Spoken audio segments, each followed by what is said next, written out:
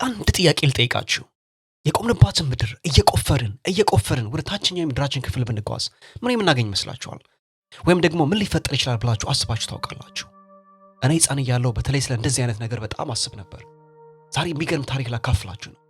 የሶቪየት ህብረት ሳይንቲስቶች ለምን ወደ ታችኛው የምድራችን ክፍል እየቆፈርን አንሄድም የሚል አንድ እጅግ በጣም አስደናቂ ፕሮጀክት ጀመሩ።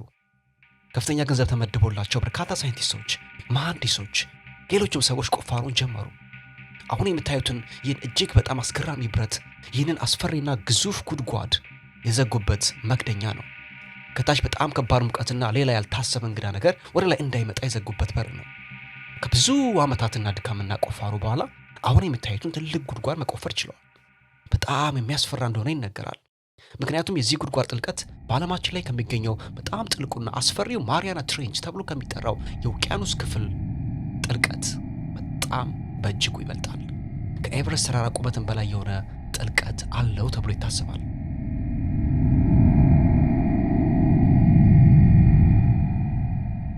በፎቶ ስለሆነ እንጂ በአካል እዚህ አካባቢ ሆኖ ለማየት በጣም ያስፈራል ይባላል። ወደ ቁፋሮ ታሪክ ልመልሳችሁ። ቁፋሮን የጀመሩት በ1970ዎቹ ሲሆን እንደምታስታውሱት 1970ዎቹ የቀዝቃዛው ጦርነት ጊዜ ነበር። አሜሪካና ሩሲያውያን አሁን በኒውክሌር ጦርነት ሊጠፋፉ ነው እየተባለ ዓለም በፍርሃትና በጭንቀት የምትናወጥበት ጊዜ ነበር። ከፍተኛ የፖለቲካና የሳይንስ ፉክክርና ፍጥጫ ውስጥ ገብተው ነበር፣ ተወጥረው ነበር። ሩሲያውያን ቀድመው ጠፈር ላይ ማረፍ ችለው ነበረ። ወደ ታችኛው የምድራችን ክፍልን በመጓዝ በነበረው ፉክክር የሩሲያ ሳይንቲስቶች የበላይነታቸውን ማረጋገጥ ቻሉ።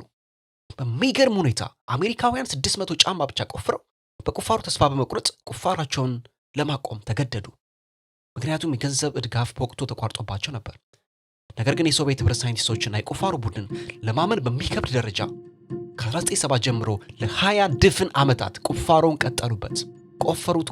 ቆፈሩት ለ20 ዓመታት ወደታች። እንግዲህ ምን ያክል ውስብስብ እንደሆነና ምን አይነት የፈጣሪን ድንቅና ተአምር ማየት እንደሚችሉ መገንዘብ ትችላላችሁ። ምድርን ወደታች እየቆፈሩ ሲሄዱ የገጠማቸው እጅግ በጣም አስፈሪና አስደንጋጭ ነገር አሁን በዚህ ቪዲዮ ነግራችኋለሁ። ሰብስክራይብ አድርጋችሁ አብራችሁን ቆዩ።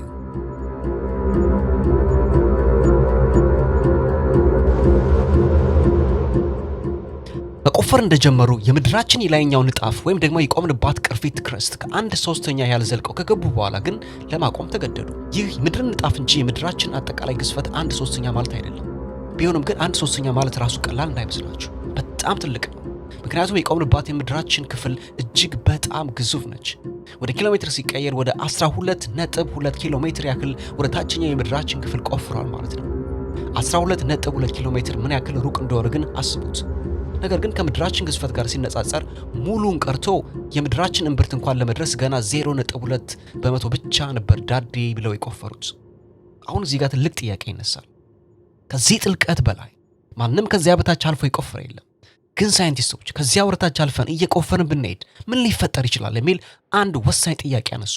በሌላ አባባል እስከ ምድራችን እምብርት ድረስ ጉድጓድ ቢቆፍሩ ምን ያገኛሉ? በእርሶ ላይ ምን ሊፈጠር ይችላል? በርካታ ሰዎች የሲኦል ድምጾች አሉ፣ የዚያን ድምጽ እንሰማለን፣ እንግዳና አስፈሪን ፍጥረታትን እናገኛለን፣ እነሱም ወደ ላይኛው የምድራችን ክፍል መጥተው ሊያጠፉና ሊዋጉን ይችላሉ የሚሉ አስገራሚ አባባሎችን ይናገራሉ። በዛሬ ቪዲዮ ምን ሊፈጠር እንደሚችል አብረን እናያለን። ሳይንቲስቶች አዲሱ ቴክኖሎጂ ከእግራችን በታች ከምድር እምብርትና ጥልቅ ስፍራ ምን እየተከናወነ እንዳለ ምን ይነግረናል የሚል ጥያቄ አንስተው ሙከራ አደረጉ።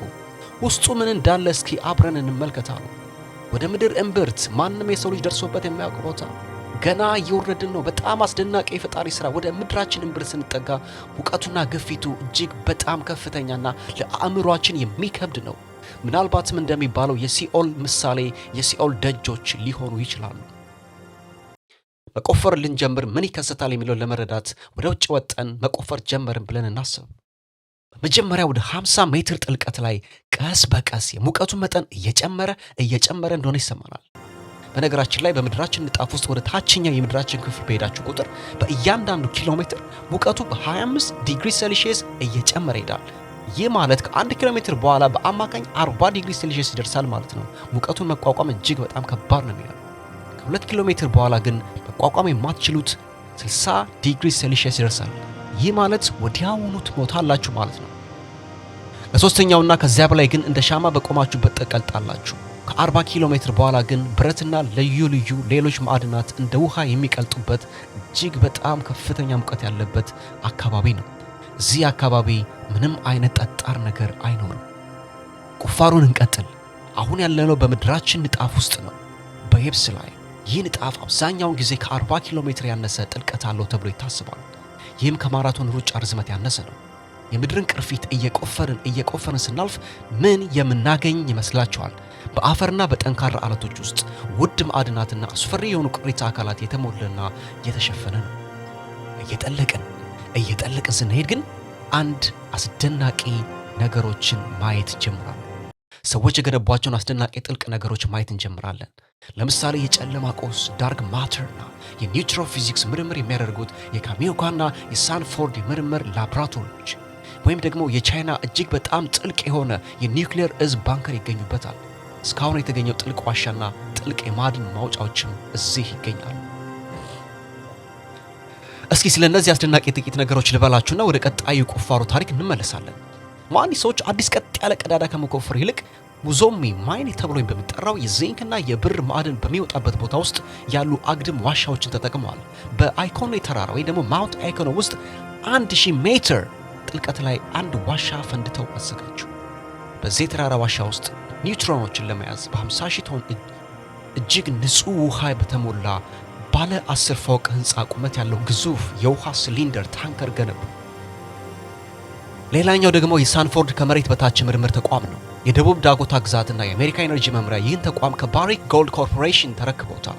ይህ ተቋም እንዴት እንደተገነባ ስናይ ተቋሙ የሚገኘው በሊድ ደቡብ ዳኮታ ውስጥ በሚገኘው ታሪካዊ የሆምስቴክ የወርቅ ማዕድን ውስጥ ነው። ለበርካታ ትውልዶች ማዕድን አውጪዎች ለአንድ ክፍለ ዘመን ያክል ከ370 ማይል በላይ የሚረዝሙ የምድር ውስጥ ዋሻዎችን ሰርተው ነበር። የወርቅ ማዕድኑ ሲዘጋ ሳይንቲስቶች በሚሊዮን የሚቆጠሩ ጋሎን ውሃዎችን ከታችኛው በማፍሰስ አሮጌዎችን የማዕድን መያዣዎችን አደሱ። ዛሬ ሳይንቲስቶች የጨለማ ቁስ ወይ ደግሞ ዳርክ ማተር ሙከራዎችን ለማድረግ በአሮጌዎቹ የማዕድን ሊፍቶች 1490 ሜትር ቀጥታ ወደታች ይወርዳሉ። ሌላኛው ደግሞ በቻይና የሚገኘው የቺንፒንግ የምድር ውስጥ ላቦራቶሪ ነው። በሲንጓ ዩኒቨርሲቲ እና በያን ሎንግ ወንዝ የውሃ ልማት ኩባንያ የተገነባ ነው። ይህ በ2400 ሜትር ጥልቀት ባለው ጠንካራ አለት ስር የሚገኝ በዓለማችን ትልቁ ላቦራቶሪ ነው። የተገነባውም መሐንዲሶች ለትልቅ የውሃ ኤሌክትሪክ ግድብ ሲሉ በቺንፒንግ ተራሮች ውስጥ ግዙፍ የትራፊክና የውሃ ዋሻዎችን ቀጥታ እየቆፈሩ ስለነበር ነው። የፊዚክስ ሊቃውንት የዋሻ ማዕልቅ ጠፈር ጠረሮች ለመከላከል ፍጹም የሆነ ጋሻ እንደሚሆን ሲረዱ ከቀጥታ ከነባሮቹ የመተላለፊያ ዋሻዎች ጎን ላይ ግዙፍ ክፍሎችን ፈንድተው አወጡ። ይህም ሳይንቲስቶች የጭነት መኪናዎችን በቀጥታ ወደ ተቋሙ ውስጥ እንዲወስዱ አስችሏቸው።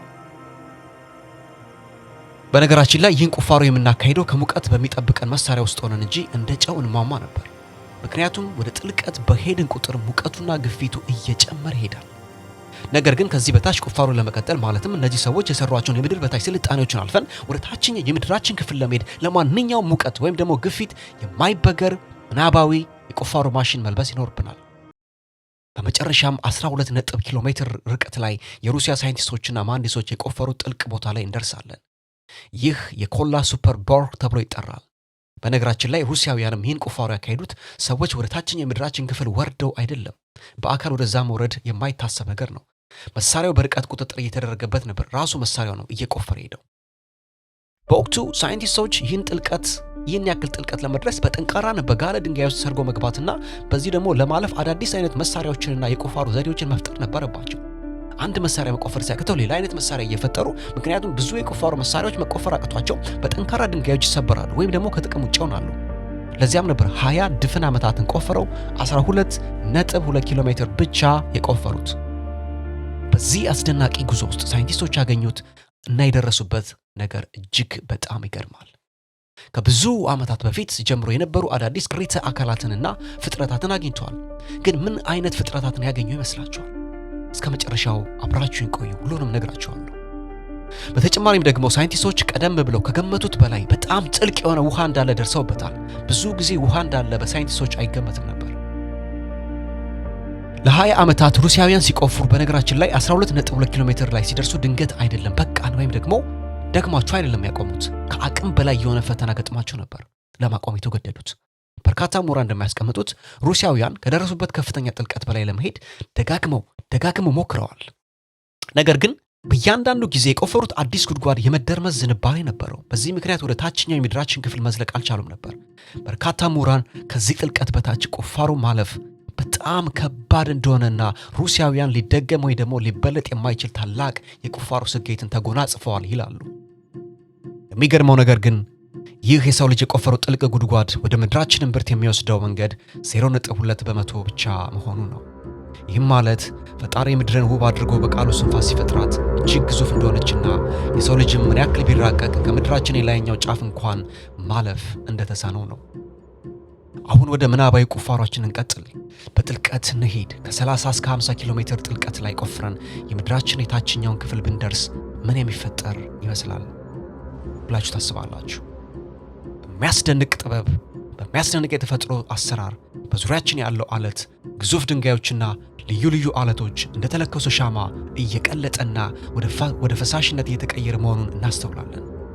ከዚህ አልፈን አሁን ወደ ታችኛው ቁፋሮ ብንቀጥልስ? አሁን ወደ 152 ኪሎ ሜትር ወደ ታችኛው የምድር እምብርት ውስጥ ነው ያለነው። የሙቀቱ መጠን ጠይቁን፣ እጅግ በጣም ዘግናኝ ነው። ስንት የሚደርስ ይመስላችኋል? 1300 ዲግሪ ሴልሺየስ ይደርሳል። ሙቀቱ 1300 ዲግሪ ሴልሺየስ በላይ ሲጨምር ግን አሁን ለማመን የሚከብዳችሁን አንድ እንግዳ ነገር እንደሚከሰት ልነግራችሁ እወዳለሁ። በዙሪያችን ያለው አለት እንደ ጋለ ፕላስቲክ ወይም ደግሞ ፍም መሆን ይጀምራል። እዚህ ጋር ያለው የሙቀት መጠን አለቱን ለማቅለጥ ከሚያስፈልገው በላይ ከፍተኛ ነው። ነገር ግን ሌላው ከባዱ ነገር የግፊቱ መጠን በጣም ከፍተኛ ከመሆኑ የተነሳ ከመቅለጥ ይልቅ አሁንም በጠጣርነት እንዲቆይ ያደርገዋል። ይህ እጅግ በጣም የፈጣሪው አስገራሚ ስራ ነው። አሁንም ቁፋሮን እንቀጥል። በጣም በጋለ ቁስ ውስጥ እያለፍን እንገኛለን። ይህ ቁስ ለብዙ በሚቆጠሩ ዓመታት ከታች ወደ ላይ በሚንቀሳቀስ የሙቀት ፍሰት ውስጥ ይገኛል። ግን አንድ ጥያቄ ልጠይቃችሁ እስኪ። በምድር ለምን በጣም ትሞቃለች? ሳይንቲስቶች ምክንያቱን ከተለያየ አቅጣጫ ያብራሩታል። በከፊል ከጨረር፣ በከፊል ደግሞ ያኔ ምድር ስትፈጠር ሜቴሮይቶች ደጋግመው በመጋጨታቸው ምክንያት ከቀረው ሙቀት የመጣ ነው ብለው ያስባሉ። ከምድር የታችኛው ክፍል ያለው እጅግ ኃይለኛ የሙቀት እንቅስቃሴ ከእምብርቱ ከፍተኛ ሙቀትን ወደ ላይኛው ንጣፍ ያመጣል። የጂኦሎጂና የእሳተ ገሞራ ተመራማሪ የሆኑት ምሁራን እንደሚናገሩት የምድር ጥልቀት ስፍራ ማጥናት እጅግ በጣም ውስብስብ ነው። ምክንያቱም በአካል መገኘት ስለማይቻል፣ እዚያ መድረስ ስለማንችል ምን እየተከናወነ እንዳለ ለማወቅ የተለያዩ ቀጥተኛ ያልሆኑ ማስረጃዎችን ማሰባሰብ ይኖርብናል ይላሉ። ጥንታውያን ሳይንቲስቶች ብዙ ግምቶች ነበሯቸው። አንዳንዶች ምድር በውስጧ እሳት፣ የከርሰ ምድር ሐይቆች፣ የላቫ ክፍሎች አሏት ሲሉ፣ አንዳንዶች ደግሞ ምድር ባዶ ናት ብለው ያስቡ ነበር። የጎድዚላ ፊልም የተሰራው ይህንን አስተሳሰብ መሰረት በማድረግ ነበር። እነ አይዛክ ኒውተንም የምድራችን የታችኛው ክፍል ከላይኛው ክፍል እጅግ በጣም ጥቅጥቅ ያለና እየጠነከረ መሆኑን ይገነዘቡ ነበር። ምክንያቱም የመሬት ስበት ወደ ታችኛው የምድራችን ክፍል በሄድን ቁጥር እየጨመረ ስለሚሄድ የሚል መላምት ነበራቸው። ነገር ግን በሃያኛው ክፍለ ዘመን መጀመሪያ ላይ ሳይንቲስቶች ምድር ማዕከላዊ እምብርትና ከበላዩ ላይ ደግሞ የተለያዩ ንብርብሮች እንዳሏት ማረጋገጥ ችለዋል። እነዚህ ግኝቶች በዋናነት የተገኙት በመሬት መንቀጥቀጥ ምክንያት ነው። በመሬት መንቀጥቀጥ ወደ ታችኛው የሴይስሚክ ሞገዶች ይላካሉ። እነዚህ ሞገዶች ልክ እንደ ድምፅ ሞገዶች ናቸው። ነገር ግን ሁለት አይነት ዋና አይነት ሞገዶች አሉ፣ የፒ ሞገዶችና የኤስ ሞገዶች። ፒ ሞገዶች በፈሳሽና በጠጣር ውስጥ ሊጓዙ ይችላሉ። ኤስ ሞገዶች ግን በጠጣር ውስጥ ብቻ ነው የሚጓዙት። በተጨማሪ በሚያልፉበት አለት ጥንካሬ ላይ በመመስረት ባህሪያቸው ይለዋወጣል። ይህ ማለት ዘመናዊ መሳሪያዎችን በመጠቀም በተለያዩ የምድራችን ክፍሎች የትኞቹ ሞገዶች የት እንደደረሱ በመለካት ሳይንቲስቶች በመካከላቸው ምን እየተከናወነ እንዳለ ሊረዱ ይችላሉ። ይህም ማለት ከላይኛው ንጣፍ እንዴት እንደሚለይ ያስተማረ ሲሆን ሌላም ነገር ግን አሳይቷል። በምድር ተቃራኒ በኩል ስትሄዱ የኤስ ሞገዶች የማይደርሱበት የጥላ ቀጠና እናገኛለን። ያ ፈሳሽ ንብርብር አሁን ወደ ውጫዊ እምብርት የምንለው የምድራችን ክፍል ነው ያለው። ቁፋሮን እንቀጥል። በ3053 ኪሎ ሜትር አካባቢ እንገኛለን። ይህ ከምድራችን እጅግ በጣም ሩቅ ወደ ታች ማለት ነው። እዚህ አካባቢ በ4400 ዲግሪ ሴልሺየስ የሚፈላ የፈሳሽ ብረት ክምችት ውስጥ ገብተናል። እዚህ ሙቀቱ የግፊት መጠን አሸንፎታል። በዚህ ፈሳሽ ብረት የማያቋርጥ እንቅስቃሴ ምክንያት ከፍተኛ የኤሌክትሪክ ፍሰት ይፈጥራል። ይህ በምድር ዙሪያ መግነጢሳዊ መስክ ኃይልና ከፍተኛ ጉልበት ይፈጥራል። ግን ይህ ጥቅሙ ምንድነው ብላችሁ ተጠይቁኝ ይሆናል። የፈጣሪ ሥራ እጹብ ድንቅ ነው። ይህ ባይኖር ኖሮ የጠፈር ጨረር በምድራችን ላይ ያለን ሕይወት ያለውን ነገር ሙሉ በሙሉ ያጠፋው ነበር። ሌላው የሚገርመው ነገር በመግነጢሳዊ መስካችን አንዳንድ ጊዜ አቅጣጫውን ይቀይራል። ሰሜንና ደቡብ ዋልታዎች ቦታ ይለዋወጣሉ። ይህንንም እንዴት ማወቅ ቻልን ካላችሁ በውቅያኖስ ወለል ላይ ያለውን ባርኮድ በማንበብ ነው። አዲስ አለት በውቅያኖስ ስር በሚፈጠርበት ጊዜ በወቅቱ የነበረው የመግነጢሳዊ መስክ መረጃ ይዞ ይረጋል። ለምንድን ነው ምድር በንብርብሮች የተከፈለችው? በመጀመሪያ ምድር ሙሉ በሙሉ የቀለጠ ፈሳሽ ወይ ደግሞ የማግማ ውቅያኖስ ነበረች። በዚያን ጊዜ በጣም ጥቅጥቅ ያሉ ቁሳቁሶች፣ ብረቶች ወደ ታች ሰምጠው እምብርቱን ፈጠሩት። ቀለል ያሉ ማዕድናት ደግሞ ወደ ላይኛው ተንሳፈፉ። በመጽሐፍ ቅዱስ እንደምንረዳው ፈጣሪ ጨለማውን ገፎ በብርሃን ሲሞላው፣ ቀኑና ሌሊቱን ሲፈጥር፣ እንዲሁም ደግሞ ውሃውን ለሁለት ሲከፍልና ሰማይና ምድር ሲፈጠሩ በምድር በታች ያለው ከባድ ማዕድናትና ንጥረ ነገሮች ወደ ታች ወረዱ ማለት ነው። እነዚህ ናቸው እንግዲህ የምድርን ስበት የሚያከናውኑት ንጥረ ነገሮች። በምድር እምብርት መሃል ላይ ጠጣር የሆነ ግዙፍ የብረት ኳስ አለ። እሱም ልክ እንደ ፀሐይ ገጽታ የጋለ ነው። ለረጅም ጊዜ በዚያ ቦታ ላይ ጠጣር የሆነ ብረት እንዳለ እንኳን አይታወቅም ነበር። በመሬት እምብርት ውስጥ ያለው ነገር ሁሉ የቀለጠ መሆን አለበት ብለው ሳይንቲስቶች የሚያምኑት ወይ ደግሞ የሚገምሩት ነገር ነበር። ነገር ግን ሌህማንና ኦልድሃም የተባሉ ሁለት ሳይንቲስቶች የሴስሚክ ሞገዶቹን ሲያጠኑ ሞገዶቹ እንደ ወጀብ ይንቀሳቀሱና ወደ መሃል ሲደርሱ ግን እንግዳ ባህሪ እንደሚያሳዩ አስተውለዋል። ሞገዶቹ በመሃል ባለው ነገር ይጸባረቁና ከዚያም አቅጣጫ ቀይረው ይታጠፉ ነበር። በትክክል ስንመለከተው ይህ ሊሆን የሚችለው በትልቁ ፈሳሽ እምብርት ውስጥ ሌላ ጠጣር እምብርት ካለ ብቻ ነው። አሁን ሌላ የሚገርም ነገር ወይም ደግሞ ጥያቄ እናንሳ። ይህ የምድራችን ማዕከል ከታች ካለው ከፍተኛ ሙቀት ጋር ለምን ጠጣር ሆነ? ምክንያቱ እንደዚህ ነው። እዚህ የምድር ማዕከል ጋር ግፊቱ ከምታስቡት በላይ እጅግ በጣም ከፍተኛ ከመሆኑ የተነሳ የብረት አቶሞች እንኳን መንቀሳቀስ እንዳይችሉ ያደርጋቸዋል። በዚህ ምክንያት እኛ ከዚህ ምድር ላይ ከምናውቀው አይነት የነገሮች እንቅስቃሴ በተለየ ሁኔታ የምድር ውስጠኛው እምብርት እኛ ከምንኖርበት የምድር ገጽታ በተለየ ፍጥነት እንደሚሽከረከሩ ሳይንቲስቶች ደርሰውበታል። ይህ በየ70 ዓመቱ ፍጥነቱ ይጨምራል ወይም ደግሞ ይቀንሳል። አሁንም የመጨረሻውን ቁፋሩና ካይና ከዚህ ከጠጣሩ እጅግ ከሚያቃጥለው ብረት አልፈን ወደ ታችኛው የምድራችን ክፍል ብንሄድ ምን ይፈጠራል ብላችሁ ታስቡ ይሆናል። አሁን ወደ ዋና የምድር እምብርት ደርሰናል። አሁን ከመሬት ገጽ 6400 ኪሎ ሜትር ርቀት እንገኛለን። እስኪ ያስቡ፣ 6400 ኪሎ ሜትር ርቀት ላይ ከበላያችን ያለው አጠቃላይ የምድራችን ክብደት፣ ድንጋዮች፣ ከባድ አለቶች፣ ብረታ ብረቶች፣ ንጥረ ነገሮች እንዲሁም ሌሎች ግዙፍ ነገሮች ሁሉ የታችኛውን ክፍል እየገፉ ከፍተኛ ጫና ያሳድሩበታል። በዚህም የተነሳ በዙሪያችን ያለው ግፊት በመሬት ገጽ ላይ ካለው በ3.6 ሚሊዮን እጥፍ ይበልጣል። በዙሪያችን ያለው ነገር ትልቅ ምስጢር የያዘ የፈጣሪ እጹብ ድንቅ ሥራ ነው። እዚህ ጋር ምን እንዳለ እስካሁን በቂ ማብራሪያም ሆነ ሳይንሳዊ ትንታኔ የለም። ለምሳሌ የውስጠኛው እምብርት ይኖር ይሆን ወይ? እውነት እንደሚባለው የሲኦል ስቃዮችና ድምጾች ይኖሩ ይሆን ወይ? አቤት የፈጣሪ ሥራ! እኛ ሰዎች በምድራችን ትንሿ ቦታ ላይ ብቻ ተወስነን የምንኖር ደካማ ፍጥረታት ነን። ነገር ግን የዓለማችን እጹብ ድንቅ ነገሮች ለማወቅ ያለን ጉጉት ከፍተኛ ነው። ሳይንስ እንደዚህም ድንቅ የሚያደርገው ይህ ነው። እኔ ነኝ የእናንተ ወዳጅ አበቃው። በሚቀጥለው ሌላ አስገራሚ ነገር ይዤላችሁ መለሳለሁ። እስከዛው ሰላምና ጤና ተመኘውላችሁ። ሰላም ለሁላችን።